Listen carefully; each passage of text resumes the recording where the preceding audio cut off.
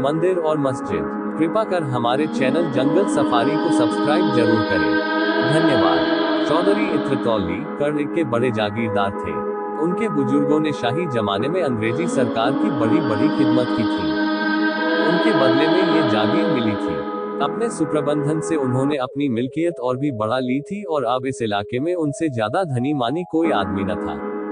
अंग्रेज हुक्काम जब इलाके में दौरा करने जाते तो चौधरी साहब की मिजाज कुर्सी के लिए जरूर आते थे, मगर चौधरी साहब खुद किसी हाकिम को सलाम करने न जाते, चाहे वह कमिश्नर ही क्यों न हो। उन्होंने कचहरियों में न जाने का व्रत सा कर लिया था। किसी इजलास दरबार में भी न जाते थे। किसी हाकिम के सामने हाथ बांधकर खड़ा होना और उसकी हर एक बात पर जी हुजूर करना अपनी शान के खिलाफ समझते थे। वो यथासाध्य किसी मामले मुकदमे में न पड़ते थे, चाहे अपना नुकसान ही क्यों न होता हो। ये काम 16 आने मुख्तारों के हाथ में था। वे 1 के 100 करें या 100 के 1। फारसी और अरबी के आलिम थे, शरा के बड़े पाबंद, सूद को हराम समझते, 5 वक्त की नमाज अदा करते, 30 रोजे रखते और नित्य कुरान की तलावत पाठ करते थे। मगर धार्मिक संकीर्णता कहीं छू तक नहीं गई थी। प्रातः काल गंगा स्नान करना उनका नित्य का नियम था। पानी बरसे, पाला पड़े, पर 5 बजे वह कोस भर चलकर गंगा तट पर अवश्य पहुंच जाते। लौटते वक्त अपनी चांदी की सुराही गंगाजल से भर लेते और हमेशा गंगाजी पीते। गंगाजी के सिवा वह और कोई पानी पीते ही न थे। शायद कोई योगी यति भी गंगाजल पर इतनी श्रद्धा न रखता होगा। उनका सारा घर भीतर से बाहर तक 7वें दिन गौ के गोबर से लीपा जाता था। इतना ही नहीं, उनके यहाँ बगीचे में एक पंडित 12 मास दुर्गा पाठ भी किया करते थे। साधु सन्यासियों का आदर सत्कार तो उनके यहाँ जितनी उदारता और भक्ति से किया जाता था, उस पर राजों को भी आश्चर्य होता था। यूं कहिए कि सदाव्रत चलता था। उधर मुसलमान फकीरों का खाना बावर्ची खाने में पकता था और कोई 100-125 आदमी नित्य एक दस्तरखान पर खाते थे। इतना दान पुण्य करने पर भी उन पर किसी महाजन का एक कौड़ी का भी कर्ज न था। नियत की कुछ ऐसी बरकत थी कि दिन दिन उन्नति ही होती थी। उनकी रियासत में आम हुक्म था कि मुर्दों को जलाने के लिए, किसी यज्ञ या भोज के लिए, शादी ब्याह के लिए सरकारी जंगल से जितनी लकड़ी चाहे काट लो, चौधरी साहब से पूछने की जरूरत न थी। हिंदू असामियों की बारात में उनकी ओर से कोई न कोई जरूर शरीक होता था। नवेद के रुपये बंधे हुए थे। लड़कियों के विवाह में कन्यादान के रुपये मुकर्रर थे। उनको हाथी, घोड़े, तंबू, शामियाने, पालकी नालकी, फर्श, जाजमे, पंखे, चमक, चांदी के महफिली सामान उनके यहाँ से बिना किसी दिक्कत के मिल जाते थे। मांगने भर की देर रहती थी। इस दानी, उदार, यशस्वी आदमी के लिए प्रजा भी प्राण देने को तैयार रहती थी। 2. चौधरी साहब के पास एक राजपूत चपरसी था, भजन सिंह। पूरे 6 फुट का जवान था, चौड़ा सीना, बाने का लठैत, सैकड़ों के बीच से मारकर निकले आने वाला। उसे भय तो छू भी नहीं गया था। चौधरी साहब को उस पर असीम विश्वास था, यहाँ तक कि हज करने गए तो उसे भी साथ लेते गए थे। उनके दुश्मनों की कमी न थी। आसपास के सभी जमींदार उनकी शक्ति और कीर्ति से जलते थे। चौधरी साहब के खौफ के मारे वे अपने असामियों पर मनमाना अत्याचार न कर सकते थे, क्योंकि वह निर्बलों का पक्ष लेने के लिए सदा तैयार रहते थे। लेकिन भजन सिंह साथ हो तो उन्हें दुश्मन के द्वार पर भी सोने में कोई शंका न थी। कई बार ऐसा हुआ कि दुश्मनों ने उन्हें घेर लिया और भजन सिंह अकेला जान पर खेलकर उन्हें बेदाग निकाल लाया। ऐसा आग में कूद पड़ने वाला आदमी भी किसी ने कम देखा होगा। वह कहीं बाहर जाता तो जब तक खिलखिलाहट से घर न पहुंच जाए, चौधरी साहब को शंका बनी रहती थी कि कहीं किसी से लड़ना बैठा हो। बस पालतू भेड़े की सी दशा थी, जो जंजीर से छूटते ही किसी न किसी से टक्कर लेने दौड़ता है। तीनों लोक में चौधरी साहब की सिवा उसकी निगाहों में और कोई था ही नहीं। बादशाह कहो, मालिक कहो, देवता कहो, जो कुछ थे चौधरी साहब थे। मुसलमान लोग चौधरी साहब से जला करते थे। उनका ख्याल था कि वह अपने दीन से फिर गए हैं। ऐसा विचित्र जीवन सिद्धांत उनकी समझ में क्यों कर आता। मुसलमान सच्चा मुसलमान है तो गंगाजल क्यों पिए, साधुओं का आदर सत्कार क्यों करे, दुर्गा पाठ क्यों करावे। मुल्लाओं में उनके खिलाफ हंडियां पकती रहती थी और हिंदुओं को जग देने की तैयारियां होती रहती थी। आखिर यह राय तय पाई कि ठीक जन्माष्टमी के दिन ठाकुर द्वारे पर हमला किया जाए और हिंदुओं का सिर नीचा कर दिया जाए। दिखा दिया जाए कि चौधरी साहब के बल पर फूले फूले फिरना तुम्हारी भूल है। चौधरी साहब कर ही क्या लेंगे। अगर उन्होंने हिंदुओं की हिमायत की तो उनकी भी खबर ली जाएगी, सारा हिंदूपन निकल जाएगा। 3 अंधेरी रात थी, कड़े के बड़े ठाकुरद्वारे में कृष्ण का जन्मोत्सव मनाया जा रहा था। एक वृद्ध महात्मा पोपले मुंह से तंबूरों पर धूप पर अलाप रहे थे और भक्तजन ढोल मजीरे लिए बैठे थे कि इनका गाना बंद हो तो हम अपनी कीर्तन शुरू करें। भंडारी प्रसाद बना रहा था। सैकड़ों आदमी तमाशा देखने के लिए जमा थे। सहसा मुसलमानों का एक दल लाठियां लिए हुए आ पहुंचा और मंदिर पर पत्थर बरसाना शुरू किया। शोर मच गया, पत्थर कहां से आते हैं? ये पत्थर कौन फेंक रहा है? कुछ लोग मंदिर के बाहर निकलकर देखने लगे। मुसलमान लोग तो घात में बैठे ही थे, लाठियां जमानी शुरू की। हिंदुओं के हाथ में उस समय ढोल मंजीरे के सिवा और क्या था? कोई मंदिर में आज छिपा, कोई किसी दूसरी तरफ भागा। चारों तरफ शोर मच गया। चौधरी साहब को भी खबर हुई। भजन सिंह से बोले, ठाकुर देखो तो क्या शोरगुल है, जाकर बदमाशों को समझा दो और न माने तो दो चार हाथ चला भी देना, मगर खून खच्चर न होने पाए। ठाकुर यह शोरगुल सुन सुनकर दांत पीस रहे थे, दिल पर पत्थर की सिल रखे बैठे थे। यह आदेश सुना तो मुमांगी मुराद पाए। शत्रु भंजन डंडा कंधे पर रखा और लपके हुए मंदिर पहुंचे। वहां मुसलमानों ने घोर उपद्रव मचा रखा था। कई आदमियों का पीछा करते हुए मंदिर में घुस गए थे और शीशे के सामान तोड़ फोड़ रहे थे। ठाकुर की आंखों में खून उतर आया, सिर पर खून सवार हो गया। ललकारते हुए मंदिर में घुस गया और बदमाशों को पीटना शुरू किया। एक तरफ तो वह अकेला और दूसरी तरफ 50 आदमी। लेकिन वाहरे शेर अकेले सबके छक्के छुड़ा दिए, कई आदमियों को मार गिराया। गुस्से में उसे इस वक्त कुछ न सूझता था, किसी के मरने जीने की परवाह न थी। मालूम नहीं उसमें इतनी शक्ति कहां से आ गई थी। उसे ऐसा जान पड़ता था कि कोई दैवी शक्ति मेरी मदद कर रही है। कृष्ण भगवान स्वयं उसकी रक्षा करते हुए मालूम होते थे। धर्म संग्राम में मनुष्यों से अलौकिक काम हो जाते हैं। उधर ठाकुर के चले आने के बाद चौधरी साहब को भय हुआ कि कहीं ठाकुर किसी का खून न कर डालो। उसके पीछे खुद भी मंदिर में आ पहुंचे। देखा तो कोहराम मचा हुआ है। बदमाश लोग अपनी जान ले लेकर बेतहाशा भागे जा रहे हैं। कोई पड़ा करा रहा है, कोई हाय हाय कर रहा है। ठाकुर को पुकारना ही चाहते थे कि सहसा एक आदमी भागा हुआ आया और उनके सामने आता आता जमीन पर गिर पड़ा। चौधरी साहब ने उसे पहचान लिया और दुनिया आंखों में अंधेरी हो गई। यह उनका इकलौता दामाद और उनकी जायदाद का वारिस शाहिद हुसैन था। चौधरी ने दौड़कर शाहिद को संभाला और जोर से बोला, ठाकुर इधर आओ। लालटेन लालटेन, आह यह तो मेरा शाहिद है। ठाकुर के हाथ पांव फूल गए। लालटेन लेकर बाहर निकले। शाहिद हुसैन ही थे। उनका सिर फट गया था और रक्त उछलता हुआ निकल रहा था। चौधरी ने सिर पीटते हुए कहा, ठाकुर तूने तो मेरा चिराग ही गुल कर दिया।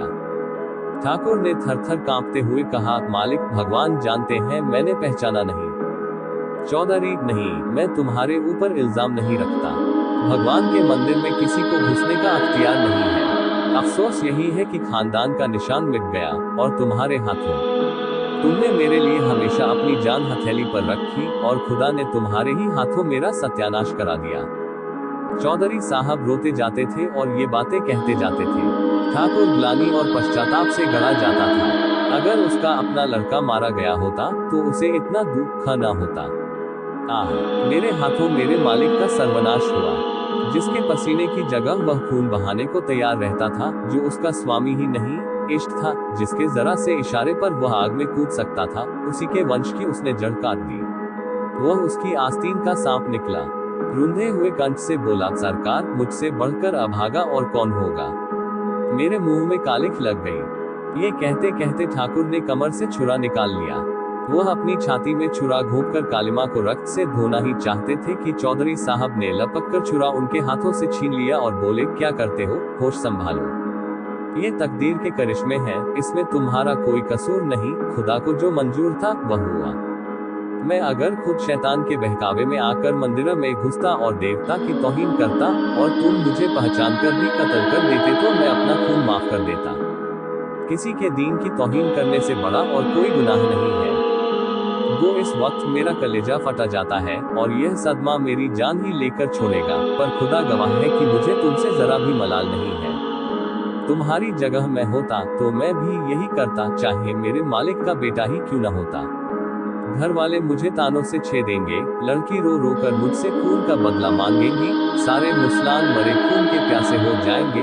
मैं काफिर और बेदीन कहा जाऊंगा। शायद कोई दीन का पक्का नौजवान मुझे कत्ल करने पर भी तैयार हो जाए, लेकिन मैं हक से मुंह न मोड़ूंगा। अंधेरी रात है, इसी दम यहाँ से भाग जाओ और मेरे इलाके में किसी छावनी में छिप जाओ। वो देखो, कई मुसलमान चले आ रहे हैं, मेरे घर वाले भी हैं, भागो भागो। 4 साल भर भजन सिंह चौधरी साहब के इलाके में छिपा रहा। एक ओर मुसलमान लोग उसकी टोह में लगे रहते थे, दूसरी ओर पुलिस। लेकिन चौधरी उसे हमेशा छिपाते रहते थे। अपने समाज के ताने सहे, अपने घर वालों का तिरस्कार सहा, पुलिस के वार सहे, मुल्लाओं की धमकियां सही, पर भजन सिंह की खबर किसी का कानो कान न होने दी। ऐसे वफादार स्वामी भक्त सेवक को वह जीते जी निर्दय कानून के पंजे में न देना चाहते थे। उनके इलाके की छावनियों में कई बार तलाशियां हुई। मुल्लाओं ने घर के नौकरों, मामाओं, लौंडियों को मिलाया, लेकिन चौधरी ने ठाकुर को अपने एहसानों की भांति छिपाए रखा। लेकिन ठाकुर को अपने प्राणों की रक्षा के लिए चौधरी साहब को संकट में पड़े देखकर असह्य वेदना होती थी। उसके जी में बार बार आता था, चलकर मालिक से कह दूं, मुझे पुलिस के हवाले कर दीजिए। लेकिन चौधरी साहब बार बार उसे छिपे रहने की ताकीद करते रहते थे। जाड़ों के दिन थे, चौधरी साहब अपने इलाके का दौर कर रहे थे। अब वह मकान पर बहुत कम रहते थे। घर वालों के शब्द बानों से बचने का यही उपाय था। रात को खाना खाकर लेते ही थे कि भजन सिंह आकर सामने खड़ा हो गया। उसकी सूरत इतनी बदल गई थी कि चौधरी साहब देखकर चौंक पड़े। ठाकुर ने कहा, सरकार अच्छी तरह है। चौधरी, हाँ, खुदा का फजल है, तुम तो बिल्कुल पहचाने ही नहीं जाते। इस वक्त कहाँ से आ रहे हो? ठाकुर, मालिक, अब तो छिपकर नहीं रहा जाता। हुक्म हो तो जाकर अदालत में हाजिर हो जाऊं। जो भाग्य में लिखा होगा वह होगा। मेरे कारण आपको इतनी हैरानी हो रही है, यह मुझसे नहीं देखा जाता। चौधरी, नहीं ठाकुर, मेरे जीते जी नहीं। तुम्हें जानबूझकर भाड़ के मुंह में नहीं डाल सकता। पुलिस अपनी मर्जी के माफिक शहादतें बना लेगी और मुफ्त में तुम्हें जान से हाथ धोना पड़ेगा। तुमने मेरे लिए बड़े बड़े खतरे सहे हैं। अगर मैं तुम्हारे लिए इतना भी न कर सकूं, तो मुझसे कुछ मत कहना। ठाकुर, कहीं किसी ने सरकार। चौधरी, इसका बिल्कुल कम न करो। जब तक खुदा को मंजूर न होगा, कोई मेरा बाल भी बांका नहीं कर सकता। तुम अब जाओ, यहाँ ठहरना खतरनाक है। ठाकुर, सुनता हूँ लोगों ने आपसे मिलना जुलना छोड़ दिया है। चौधरी, दुश्मनों का दूर रहना ही अच्छा। लेकिन ठाकुर के दिल में जो बात जम गई थी, वह ना निकली। इस मुलाकात ने उसका इरादा और भी पक्का कर दिया। इन्हें मेरे कारण यूं मारे मारे फिरना पड़ रहा है। यहाँ इनका कौन अपना बैठा हुआ, जो चाहे आकर हमला कर सकता है। मेरी इस जिंदगानी को धिक्कार।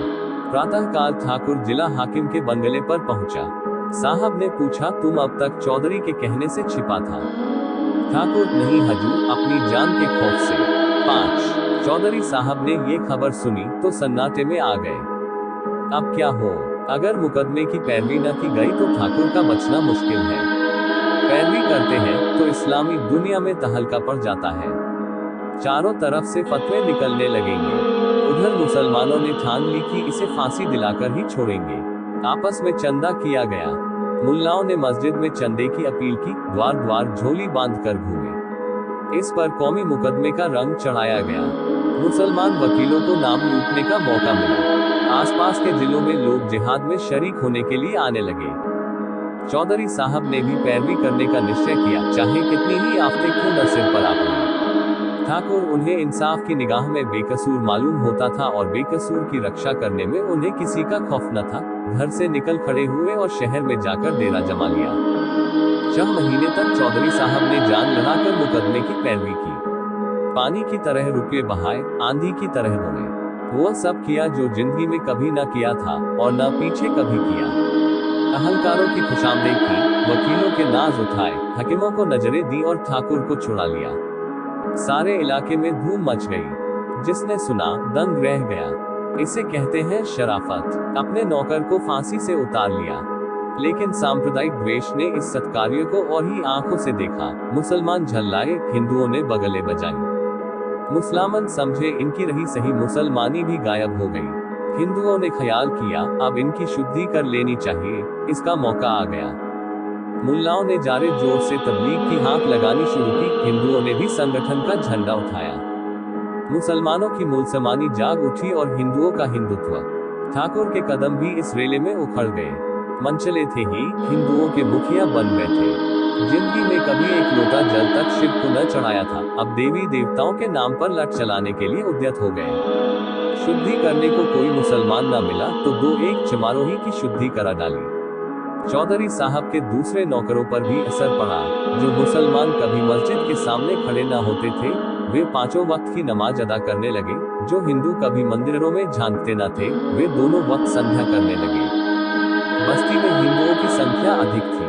उस पर ठाकुर भजन सिंह बने उनके मुखिया, जिनकी लाठी का लोह सब मानते थे। पहले मुमान संख्या में कम होने पर भी उन पर गालिब रहते थे, क्योंकि वे संगठित न थे। लेकिन अब वे संगठित हो गए थे। मुट्ठी भर मुसलमान उनके सामने क्या ठहरते। 1 साल और गुजर गया। फिर जन्माष्टमी का उत्सव आया। हिंदुओं को अभी तक अपनी हार भूली न थी। गुप्त रूप से बराबर तैयारियां होती रहती थी। आज प्रातः काल ही से भक्त लोग मंदिरों में जमा होने लगे। सबके हाथों में लाठियां थी। कितने ही आदमियों ने कमर में छुरे छिपा लिए थे। छिड़कर लड़ने की राय पक्की हो गई थी। पहले कभी इस उत्सव में जुलूस न निकला था। आज धूमधाम से जुलूस भी निकलने की ठहरी। दीपक जल चुके थे। मस्जिदों में शाम की नमाज होने लगी थी। जुलूस निकला। हाथी, घोड़े, झंडे, झंडियां, बाजे गाजे सब साथ थे। आगे आगे भजन सिंह अपने अखाड़े के पट्टों को लिए अकड़ते चले जाते थे। जामा मस्जिद सामने दिखाई दी। पट्टों ने लाठियां संभाली। सब लोग सतर्क हो गए। जो लोग इधर उधर बिखरे हुए थे, आकर सिमट गए। आपस में कुछ कानाफूसी हुई। बाजे और जोर से बजने लगे। जय जयकार की ध्वनि और जोर से उठने लगी। जुलूस मस्जिद के सामने आ पहुंचा। सहसा एक मुसलमान ने मस्जिद से निकलकर कहा, नमाज का वक्त है, बाजे बंद कर दो। भजन सिंह, बाजे न बंद होंगे। मुसलमान, बंद करने पड़ेंगे। भजन सिंह, तुम अपनी नमाज क्यों नहीं बंद कर देते। मुसलमान, चौधरी साहब के बल पर मत फूलना, आपकी होश ठंडे हो जाएंगे। भजन सिंह, चौधरी साहब के बल पर तुम फूलो, यहाँ अपने ही बल का भरोसा है, ये धर्म का मामला है। इतने में कुछ और मुसलमान निकल आए और बाज बंद करने का आग्रह करने लगे। इधर और जोर से बाजे बजने लगे। बात बढ़ गई। एक मौलवी ने भजन सिंह को काफिर कह दिया। ठाकुर ने उसकी दाढ़ी पकड़ ली। फिर क्या था, सूरमा लोग निकल पड़े। मारपीट शुरू हो गई। ठाकुर हल्ला मारकर मस्जिद में घुस गए और मस्जिद के अंदर मारपीट होने लगी। यह नहीं कहा जा सकता कि मैदान किसके हाथ रहा। हिंदू कहते थे, हमने खदेड़ खदेड़ कर मारा। मुसलमान कहते थे, हमने वह मार मारी कि फिर सामने नहीं आएंगे। पर इन विवादों के बीच में एक बात मानते थे, और वह थी ठाकुर भजन सिंह की अलौकिक वीरता। मुसलमानों का कहना था कि ठाकुर न होता तो हम किसी को जिंदा न छोड़ते। हिंदू कहते थे कि ठाकुर सचमुच महावीर का अवतार है। इसकी लाठियों ने उन सबों के छक्के छुड़ा दिए। उत्सव समाप्त हो चुका था। चौधरी साहब दीवानखाने में बैठे हुए हुक्का पी रहे थे। उनका मुख लाल था, त्योरियां चढ़ी हुई थी और आंखों से चिनगारियां सी निकल रही थी। खुदा का घर नापाक किया गया, ये ख्याल रह रहकर उनके कलेजे को भसोसता था। खुदा का घर नापाक किया गया। जालिमों को लड़ने के लिए क्या नीचे मैदान में जगह न थी। खुदा के पाक घर में ये खून खच्च, मस्जिद की यह बेहुरमती। मंदिरा भी खुदा का घर है और मस्जिद भी। मुसलमान किसी मंदिरा को नापाक करने के लिए सजा के लायक है, क्या हिंदू मस्जिद को नापाक करने के लिए उसी सजा के लायक नहीं? और यह हरकत ठाकुर ने की। इसी कसूर के लिए तो उसने मेरे दामाद को कत्ल किया। मुझे मालूम होता है कि उसके हाथों ऐसा फेल होगा तो उसे फांसी पर चढ़ने देता। क्यों उसके लिए इतना हैरान, इतना बदनाम, इतना जेरबार होता? ठाकुर मेरा वफादार नौकर है। उसने बारहा मेरी जान बचाई है। मेरे पसीने की जगह खून बहाने को तैयार रहता है। लेकिन आज उसने खुदा के घर को नापाक किया है और उसे इसकी सजा मिलनी चाहिए। इसकी सजा क्या है? जहन्नुम। जहन्नुम की आग के सिवा इसकी और कोई सजा नहीं है। जिसने खुदा के घर को नापाक किया, उसने खुदा की तौहीन की। खुदा की तौहीन। सहसा ठाकुर भजन सिंह आकर खड़े हो गए। चौधरी साहब ने ठाकुर को क्रोधोन्मत्त आंखों से देखकर कहा, तुम मस्जिद में घुसे थे? भजन सिंह, सरकार, मौलवी लोग हम लोगों पर टूट पड़े। चौधरी, मेरी बात का जवाब दो जी, तुम मस्जिद में घुसे थे? भजन सिंह, जब उन लोगों ने मस्जिद के भीतर से हमारे ऊपर पत्थर फेंकना शुरू किया तब हम लोग उन्हें पकड़ने के लिए मस्जिद में घुस गए। चौधरी, जानते हो मस्जिद खुदा का घर है? भजन सिंह, जानता हूँ हुजूर, क्या इतना भी नहीं जानता? चौधरी, मस्जिद खुदा का वैसा ही पाक घर है जैसे मंदिर। भजन सिंह ने इसका कुछ जवाब न दिया। चौधरी, अगर कोई मुसलमान मंदिर को नापाक करने के लिए गर्दनजनी है तो हिंदू भी मस्जिद को नापाक करने के लिए गर्दनजनी है। भजन सिंह इसका भी कुछ जवाब न दे सका। उसने चौधरी साहब को कभी इतने गुस्से में न देखा था। चौधरी, तुमने मेरे दामाद को कत्ल किया और मैंने तुम्हारी पैरवी की। जानते हो क्यों? इसलिए कि मैं अपने दामाद को उस सजा के लायक समझता था जो तुमने उसे दी। अगर तुमने मेरे बेटे को या मुझी को उस कसूर के लिए मार डाला होता तो मैं तुमसे खून का बदला न मांगता। वही कसूर आज तुमने किया है। अगर किसी मुसलमान ने मस्जिद में तुम्हें जहन्नुम में पहुंचा दिया होता तो मुझे सच्ची खुशी होती, लेकिन तुम बेहयाओं की तरह वहां से बचकर निकल आए। क्या तुम समझते हो खुदा तुम्हें इस फेल की सजा न देगा? खुदा का हुक्म है कि जो उसकी तौहीन करे उसकी गर्दन मार देनी चाहिए। ये हर एक मुसलमान का फर्ज है। चोर अगर सजा न पावे तो क्या वह चोर नहीं है? तुम मानते हो या नहीं कि तुमने खुदा की तौहीन की? ठाकुर इस अपराध से इनकार न कर सके। चौधरी साहब के सत्संग ने हठधर्मी को दूर कर दिया था। बोले, हाँ साहब, ये कसूर तो हो गया। चौधरी, इसकी जो सजा तुम दे चुके हो वह सजा खुद लेने के लिए तैयार हो। ठाकुर, मैंने जानबूझकर तो दूल्हा मियाँ को नहीं मारा था। चौधरी, तुमने न मारा होता तो मैं अपने हाथों से मारता, समझ गए। अब मैं तुमसे खुदा की तौहीन का बदला लूंगा। बोलो, मेरे हाथों चाहते हो या अदालत के हाथों? अदालत से कुछ दिनों के लिए सजा पा जाओगे। मैं कत्ल करूंगा। तुम मेरे दोस्त हो, मुझे तुमसे मुतलक कीना नहीं है। मेरे दिल को कितना रंज है ये खुदा के सिवा और कोई नहीं जान सकता, लेकिन मैं तुम्हें कत्ल करूंगा। मेरे दीन का ये हुक्म है। ये कहते हुए चौधरी साहब तलवार लेकर ठाकुर के सामने खड़े हो गए।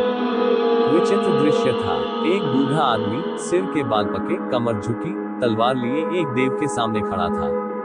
ठाकुर लाठी के एक ही वार से उनका काम तमाम कर सकता था, लेकिन उसने सिर झुका दिया।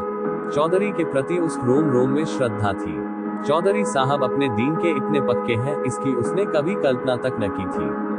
उसे शायद धोखा हो गया था कि ये दिल से हिंदू है। जिस स्वामी ने उसे फांसी से उतार लिया उसके प्रति हिंसा या प्रतिकार का भाव उसके मन में क्यों कराता? वह दिलेर था और दिलेरों की भांति निष्कपट था। उसे इस समय क्रोध न था, पश्चाताप था। दीन कहता था मारो, सज्जनता कहती थी छोड़ो। दीन और धर्म में संघर्ष हो रहा था। ठाकुर ने चौधरी का असमंजस देखा। गदगद कंठ से बोला, मालिक, आपकी दया मुझ पर हाथ न उठाने देगी। अपने पाले हुए सेवक को आप मार नहीं सकते, लेकिन ये सिर आपका है, आपने इसे बचाया था, आप इसे ले सकते हैं। यह मेरे पास आपकी अमानत थी, वह अमानत आपको मिल जाएगी। सवेरे मेरे घर किसी को भेजकर मंगवा लीजिएगा। यहाँ दूंगा तो उपद्रव खड़ा हो जाएगा। घर पर कौन जाएगा? किसने मारा?